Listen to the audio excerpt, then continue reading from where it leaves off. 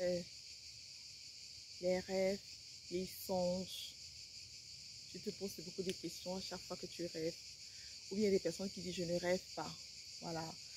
Bienvenue dans cette vidéo. Si tu passes ici pour la première fois, je te prie de liker, t'abonner et partager. Bonjour les amis de YouTube. Voilà, nous sommes de retour avec nos petites capsules de vidéos. On va faire cette vidéo en deux parties. La première partie, première partie 1 sur les songes. Bon, on va couper ça en deux. Je ne veux pas que la vidéo soit longue parce que j'aime bien faire des petites vidéos. Et la seconde partie, vous aurez ça en deux parties. Voilà, on va commencer. Avant de commencer, je me présente. Je suis Chriska, motivatrice entrepreneur e-commerce, auteur. J'ai un énorme formatrice aussi, parce que j'accompagne des personnes sur la destinée, sur la création des marques, voilà, et sur, dans le business en tout cas, création de marques, création de richesse, voilà. Et avec tes dons et tes talents, tout simplement ce que Dieu a mis en toi. C'est un plaisir de le faire chaque jour. Voilà. Ici, aujourd'hui, je vais te parler des rêves et des songes. Je vais vous dire que Dieu parle tantôt d'une manière, tantôt d'une autre. Voilà. Tout ce que moi je vais faire, je le fais toujours avec la parole. Voilà. Parce que c'est lui qui est notre boussole. Sans lui, là, vraiment, la vie n'a pas de sens. En fait, selon ma conception à moi.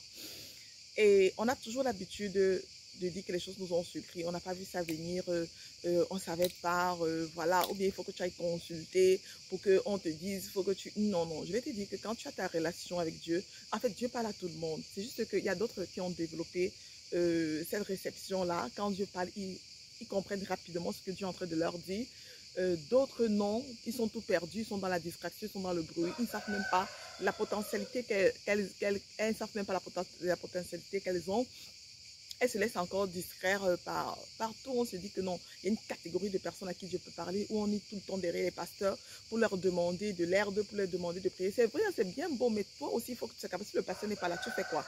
Si tu n'arrives pas à joindre le pasteur, tu fais quoi? Si le pasteur est malade, tu fais quoi? Quand toi, on te persécute nuit et jour, le pasteur va venir prier, il va partir. Mais il faut qu'une flamme soit allumée nuit et jour. Il faut quelqu'un qui va tenir la brèche. Si ce n'est pas toi qui va le faire. Voilà. Donc, Dieu nous parle toujours, nous avertit. C'est pour cette raison qu'il faut développer son intuition. Il faut développer cet esprit de discernement pour comprendre lorsque Dieu te parle. Dieu parle tantôt d'une manière ou d'une autre, mais la plupart de temps, il parle par les songes. Moi, il me parle par les songes. Quand je rêve quelque chose, moi, je minimise pas le rêve. Ou bien, si mon enfant me dit qu'il a rêvé, moi, je ne vais pas minimiser le rêve. Je vais dire, ah, attends, viens m'expliquer un peu ça. Je ne vais pas dire que non, il a vu les dessins animés. Et sûrement, il a rêvé. Ça peut aussi être vrai qu'il a vu les dessins animés. Et bon, parce que quand tu dors avec la télévision et que c'est en train de parler, tu as l'impression de rêver ce qui est en train de se passer. Bon, mais très souvent, il faut prendre ça au sérieux. Moi, je dis, il faut prendre ça au sérieux. Il ne faut pas dire que non, c'est la blague, non, c'est un enfant, non, ça n'a pas de sens. Non, chez les enfants de Dieu, il n'y a pas le hasard. Et il faut aller même dans les détails parce que c'est en prenant soin des détails qu'on a l'excellence. Voilà. C'est cette raison qu'on n'est pas toujours dans les surprises parce qu'on a pris la peine de regarder les détails. On n'a pas minimisé. Voilà. Alors ici, je vais parler des songes, des songes qu'on a l'habitude de voir. Et on se dit que comme on a vu ces songes-là, peut-être c'est le chaos pour nous. Les choses ne vont pas bien. Pourquoi est-ce que je rêve toujours ça? Voilà. Une fois, quelqu'un est venu me dire que moi, je rêve toujours comment est-ce que je suis en train de partir à l'école, je suis retournée à l'école, mes activités, ça ne marche pas. Je suis comme si je suis en train de composer alors que j'ai fini l'école depuis, alors que, voilà, je ne sais pas pourquoi est-ce que on est toujours en train de m'interroger. La plupart du temps, pas toujours, la plupart du temps, ce sont les tests. C'est le test sur ta destinée. C'est le test sur ta vie. À quel niveau tu te trouves? Ton créateur, parfois, il veut un peu te rappeler, t'interroger toi-même. Que toi-même, tu vois que tu as encore du chemin. Parce que parfois, tu vois que tu as des difficultés. Ça te montre ta vie. Ça te montre ta destinée. Parfois, tu vois que tu n'arrives même pas à copier et remettre ta feuille. Parfois, tu vois que tu es perdu. On a sonné, tu n'as rien écrit. Ça veut dire que ta vie, là, pour l'instant, là, c'est pas trop bon. Le test, là, tu n'as pas réussi. Le test, là, tu as encore des efforts à faire, des efforts à fournir. Voilà. C'est pour que tu regardes un peu ta vie là. Voilà. Ce sont les tests de la destinée. Très souvent, ce sont les tests de la destinée. Il y a un autre songe aussi où on parle des chiens. On se dit que peut-être quand on voit les chiens, sûrement c'est la fatalité, c'est la mort, c'est pas bon signe. Non, non, non. Les chiens, d'abord, c'est l'ami de l'homme. C'est un animal domestique qui est l'ami de l'homme. Et très souvent, ça te montre que la personne qui est en train de te titiller là, c'est la personne qui est tout près de toi. Donc, fais attention. Tu sais souvent qu'on dit que l'ennemi n'est pas loin. On est toujours en train de voir loin alors que c'est à côté de nous. Donc, il faut t'interroger un peu. Il faut être un peu plus... tu deviens un peu une personne un peu plus vigilante. Voilà, tu fais attention à qui tu es entouré, à qui tu racontes tes choses, à qui... Voilà, tu fais attention. Tu essaies un peu d'être plus attentionné sur tes choix, sur les détails. Moi, j'insiste, je vous parle aussi. Je ne sais pas pourquoi l'esprit me dit de parler des détails. Parce on simplifie beaucoup les détails et après, ce sont ces détails-là qui nous met les bâtons dans les roues, voilà, qui nous coincent.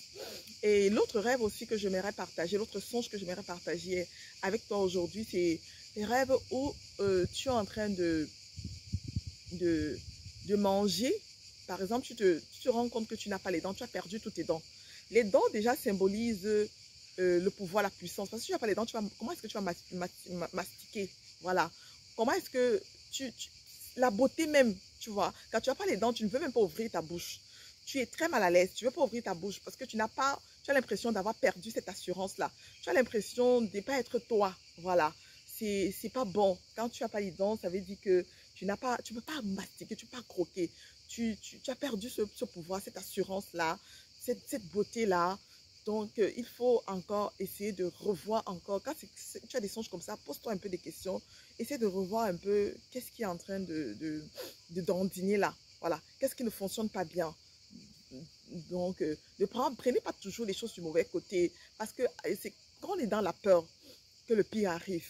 Parce que l'ennemi utilise toujours la peur pour nous déstabiliser. Mais quand ça vient, pose-toi des questions parce que tout ce qui est révélé est condamné. Mais si tu fais un mauvais songe, tout ce qui est révélé est condamné. Tu as le pouvoir de lier. C'est écrit dans la parole.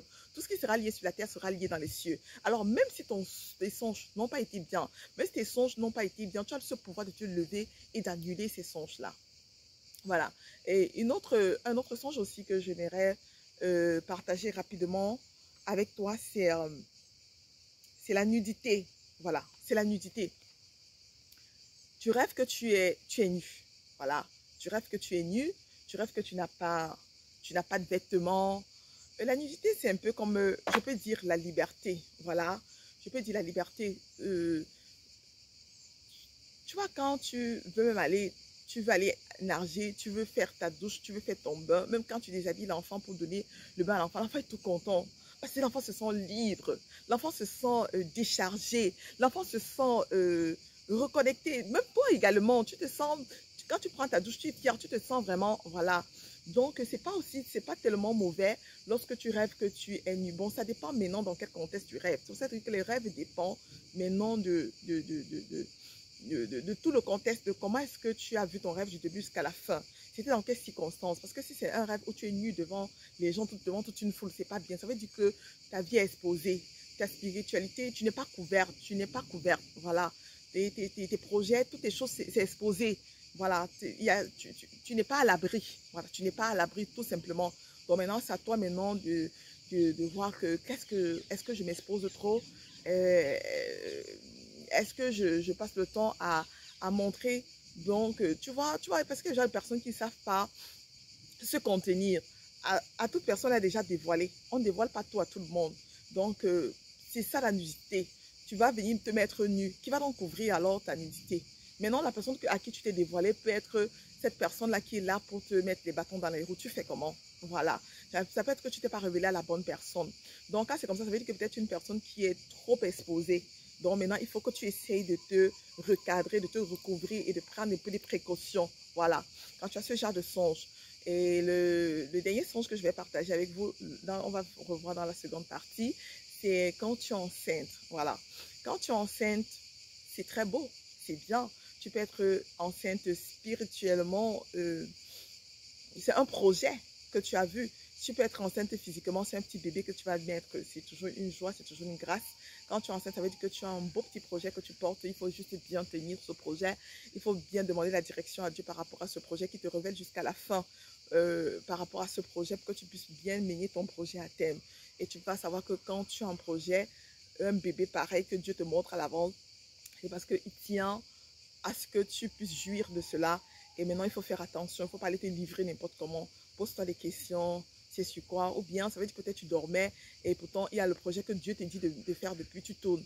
Donc, il faut que tu te poses des questions. Tu regardes un peu, tu essaies de checker un peu. Voilà, c'est pour ça que je vous dis de prendre la peine d'écrire.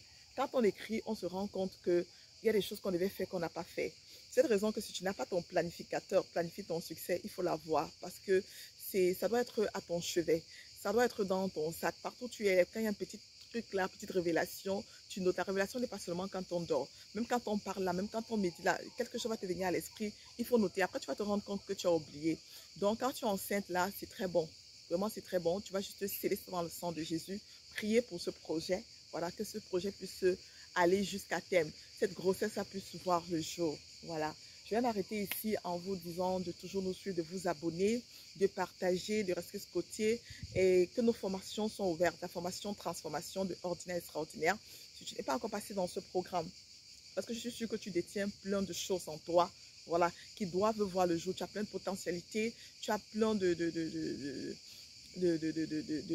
projets extraordinaires, mais la peur seulement ou le manque de connaissances aussi, parce que la parole de Dieu nous dit, on peut périr faute de connaissances, de faire en sorte que ça n'a pas encore vu le jour. C'est le moment pour toi c'est pour toi. Ça veut dire que cette formation est pour toi. Et laisse-moi te dire que c'est ta saison, c'est ton moment. Il ne faut plus rester là et regarder ou bien attendre. Non, cette deuxième partie de l'année va très vite et toi, installe-toi, voilà, pour dire que ton année n'est pas passée en blanc, pour dire que ton année n'est pas passée une joie, comme j'ai l'habitude de le dire.